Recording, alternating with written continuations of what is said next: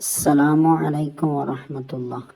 മുത്തുനബി സല്ലല്ലാഹു അലൈഹി വസല്ലമയുടെ മദ്ഹ് പറയുന്ന വേദിയിലെത്തിയ എല്ലാവർക്കും എൻ്റെ സലാമുണ്ട്. അസ്സലാമു അലൈക്കും. ഞാനൊരു കഥ പറയട്ടെ. കൊച്ചു കുട്ടികളോട് ക്രൂരതയോടെ പെരുമാറുന്ന വാർത്തകൾ ഫേസ്ബുക്കിലും യൂട്യൂബിലും കാണുന്ന ഈ കാലത്ത് ഈ കഥയ്ക്ക് നല്ല പ്രാധാന്യമുണ്ട്.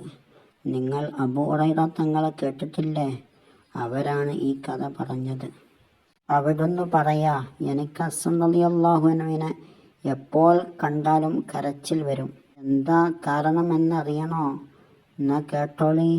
ഒരു ദിവസം ഹസ്സൻ റളിയല്ലാഹു അൻഹു ഓടി വന്നു പുന്നാര നബിയുടെ മടിയിൽ കയറിയിരുന്നു. എന്നിട്ട് താടി പിടിച്ച് അങ്ങനെ കളിക്കാൻ തുടങ്ങി. നമ്മൾ ആണെങ്കിലോ, പടച്ചോനെ, ബാപ്പാന്റെ താടിമ്മ തൊട്ടാലുള്ള പുകില് പറയേണ്ടി വരില്ല. മുത്തുനബി സല്ലല്ലാഹു അലൈഹി വസല്ലമ എന്നാ ചെയ്തെന്ന് അറിയണോ?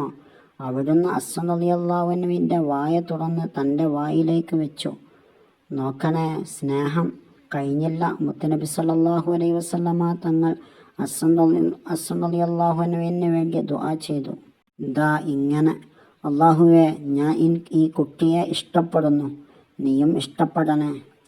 വല്യുപ്പമാരെ, ഉപ്പമാരെ, കുട്ടികളെ താലോലിക്കലും അവർക്ക് ദുആ ചെയ്യലും മുത്തുനബി സല്ലല്ലാഹു അലൈഹി വസല്ലമയുടെ ചര്യയാണ് ട്ടോ, മറക്കണ്ട.